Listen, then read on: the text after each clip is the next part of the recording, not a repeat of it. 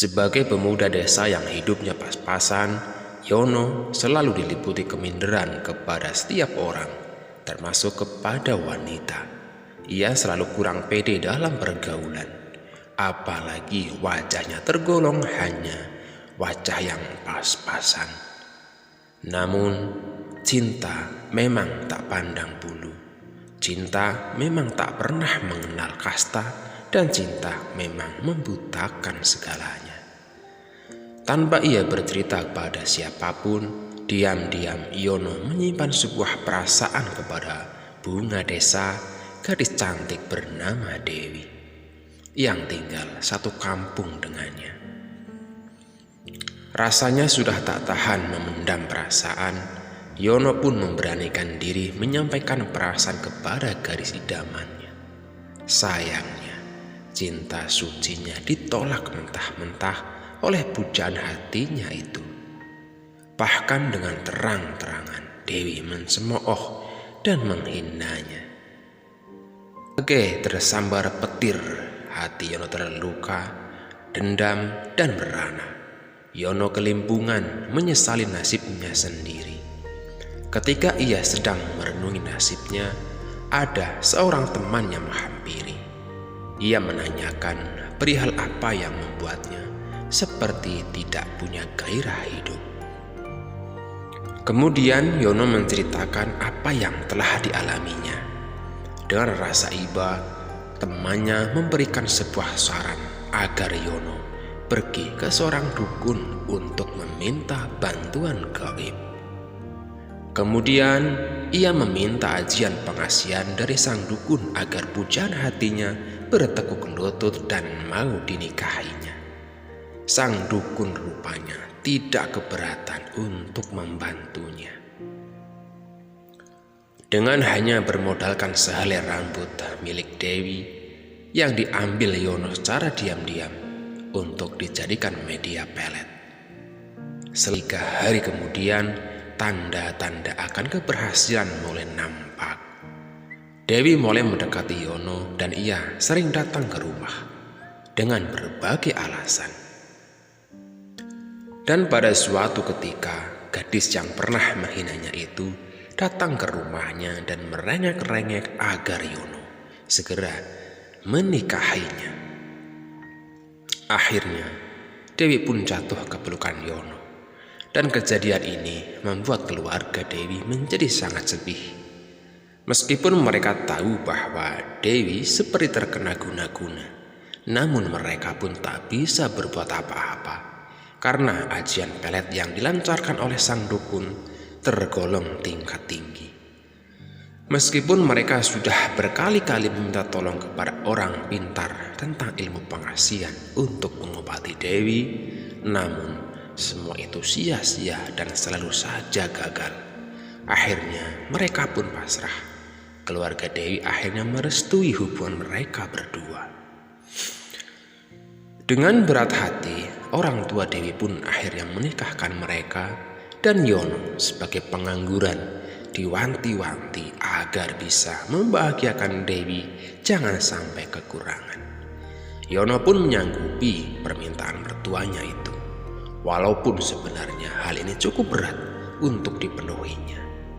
Bagaimana tidak berat?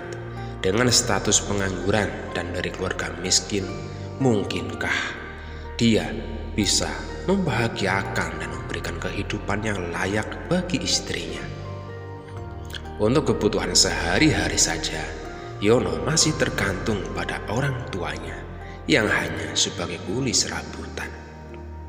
Akhirnya tak ada jalan lain yang bisa ditempuh kecuali mendatangi dukun saktinya lagi. Setelah sukses memelet Dewi, tampaknya Yono ketagihan ingin mengatasi kesulitan ekonominya dengan jalan yang beraroma mistis. Untuk kali ini, ia ingin mendapatkan kekayaan yang mudah dan singkat. Dia pernah mendengar tentang adanya ritual pesugihan yang bisa membuat orang kaya secara mendadak. Walau harus menempuh risiko tidak wajar, Yono bertekad akan menempuh jalan pesugihan itu. Kemudian ia kembali mendatangi dukun yang pernah menolongnya. Namun kali ini untuk meminta agar dilantarkan melakukan pesugihan. Sang dukun pun sempat memperingatkannya. Maaf nak Yono, bukannya Mbah tidak ingin membantumu, tapi melakukan pesugihan resikonya sangatlah berat. Kamu harus mempersembahkan tumbal dari keluargamu sendiri agar bisa tercapai keinginanmu itu. Dan kamu juga harus bisa merawat dengan baik dan telaten kekuatan gaib yang akan membantumu mencarikan harta kekayaan. Apakah kamu sanggup melakukannya? Kata sang dukun. Saya sanggup, Mbah. Saya capek hidup seperti ini terus jadi orang miskin, dan saya siap menghadapi segala resiko apapun itu, sahut Yono dengan mantap. Tapi kekuatan gaib yang akan membantu mencarikan kekayaan ini tergolong sangat ganas dan tingkat tinggi. Jika sampai engkau teledor dan membuatnya kecewa, seperti tidak memberikan sesaji yang tepat waktu atau melanggar pantangan-pantangan yang harus selalu dijalani, maka makhluk gaib itu akan mengamuk dan berbalik menyakitimu. Sambung dukun itu. Saya siap menjalaninya dengan baik, Mbah, tegas Yono. Sang dukun pun termenung sejenak melihat Yono dengan tekad yang sudah bulat. Kemudian sang dukun pun akan mengabulkan permintaannya. Dan setelah selesai menjalankan ritual pesugihan itu, Yono kembali ke desanya. Sesampainya di rumah, ia kaget karena ayahnya telah meninggal dunia. Kematian ayahnya terkesan wajar. Disadari oleh Yono bahwa ayahnya telah menjadi tumbal pertamanya. Hatinya merasa sedih, namun segera ia singkirkan perasaan-perasaan itu. Selanjutnya, Yono menjalani kehidupannya seperti biasa, seperti tidak pernah terjadi apa-apa. Walaupun sekarang ia telah memiliki ilmu pesugihan, bukan berarti kekayaan akan datang begitu saja. Dia tetap harus bekerja sebagai wadah untuk mendatangkan kekayaan. Dan pekerjaan yang dijalaninya adalah dengan berdagang bakso keliling. Tapi tidak seperti kebanyakan pedagang lain yang susah untuk menghabiskan seluruh dagangannya. Namun sebaliknya, dagangannya selalu laris manis. Bahkan tak butuh waktu lama, usahanya semakin berkembang menjadi besar. Namun warga sekitar mulai curiga karena sering melihat kejadian aneh, dan ada beberapa dari mereka yang melihat Yono sedang melarung sesaji di sebuah sungai. Ada juga yang memergoki makhluk halus dengan tubuh besar hitam di areal rumahnya. Warga mengira makhluk halus itu adalah sebagai peliharaannya. Sementara itu, Yono telah hidup mewah, mapan, dengan memiliki banyak usaha. Tidak puas dengan kekayaannya, Yono mulai kampanye bahwa ia akan mencalonkan diri sebagai kepala desa. Ia ikut mencalonkan diri dengan mengandalkan kekayaannya yang ia miliki. Sebenarnya Yono mampu membeli suara warga, namun ia masih kurang percaya diri. Yono tidak mau dalam persaingan kepala desa, apalagi Yono hanya tamatan SMP. Dia khawatir akan kalah dengan calon-calon yang lain yang berpendidikan tinggi.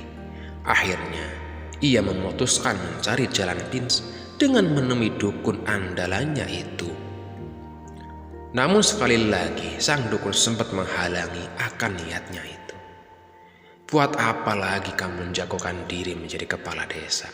Bukankah sekarang kamu sudah cukup mapan dan bahagia? Gaji kepala desa tidak ada apa-apanya dengan penghasilanmu, cetus sang dukun. Aku bukan mengejar kekayaan lagi, Mbah.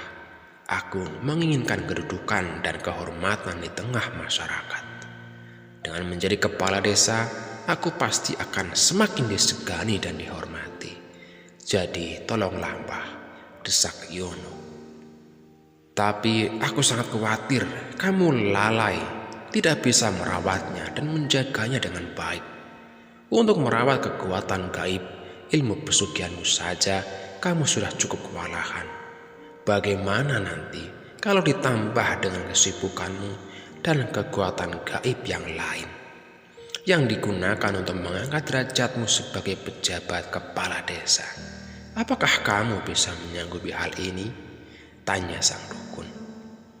Aku siap dan sanggup, Mbah, jawab Yono dengan mantap. Sang dukun pun akhirnya mengabulkan keinginan Yono. Sekarang ia sangat tamak dan rakus akan harta dan kedudukan. Dia ingin mendapatkan semuanya. Setelah mendapatkan istri yang cantik, harta kekayaan, giliran ia mendapatkan jabatan. Yono pun melakukan ritual gaib kembali. Kekuatan gaib yang membantu meraih jabatan kepala desa ini tidak membutuhkan tumbal apa-apa. Hanya saja Yono harus sikap rajin memberi sesaji dan merawatnya setiap minggu. Karena kekuatan gaib ini juga cukup kuat dan sangat ganas. Yono berhasil menang dengan angka mutlak. Namun sebuah kehidupan tidak selamanya bahagia dan berlangsung dengan lancar. Semakin lama ia terlena di buai kenikmatan duniawi. Yono menjadi lalai. Dia tidak lagi memerhatikan kekuatan gaib yang selama ini jadi backingan utamanya. Dia lupa melakukan ritual dan memberi sesaji. Bahkan ada beberapa pantangan yang sempat dilanggarnya. Dan di suatu hari, Yono mendadak jatuh sakit. Namun sakit yang dideritanya tidak bisa dideteksi diagnosa oleh dokter. Obat-obatan yang diberikan pun tidak sanggup meredam rasa sakit yang luar biasa yang dideritanya. Yono merasakan badannya sangat panas seperti terbakar dan perih seperti ditusuk jarum-jarum tajam. Mungkin inilah bentuk siksaan dari kekuatan gaib yang marah karena ia telah melanggar dan lupa memberikan sesaji kepadanya. Sementara di sisi lain, kedok Yono mulai terbongkar. Hal ini bermula ketika salah satu anak angkatnya meninggal secara tidak wajar. Orang-orang mendapati di dalam salah satu kamar di rumah Yono terdapat aneka macam benda-benda untuk melakukan ritual pesugihan. Tak bisa dihindari lagi. Hal ini membuat warga menjadi sangat marah. Mereka merusak rumah Yono dan membakarnya. Sementara Yono melarikan diri mengungsi ke tempat lain. Satu persatu usahanya mulai bangkrut dan hartanya habis digunakan untuk mengobati penyakitnya. Malangnya, Dewi, istrinya yang cantik itu, tiba-tiba tersadar dari pengaruh ilmu gendam. Ia kembali kepada orang tuanya dan menuntut cerai. Akhirnya, Yono jatuh miskin dan hidup terlunta-lunta. Dia kehilangan segalanya, tidak ada yang tersisa. Untunglah ada seorang Yai Sakti yang mau menolongnya melepaskan siksaan dari jin pesugihan. Namun kesembuhan Yono tidak berlangsung 100%. Dia berubah tidak waras, stres alias edan. Mungkin inilah karma atau balasan atas perbuatannya bersekutu dengan setan. Dan begitulah kisah yang dialami Yono. Semoga kisah nyata ini dapat memberikan pelajaran bagi kita semua. Jangan pernah dan coba-coba berhubungan dengan iblis dan para pengikutnya seperti jin dan bangsa halus lainnya. Sebab sudah sangat jelas iblis akan menyesatkan hidup manusia. Wallahu a'lam.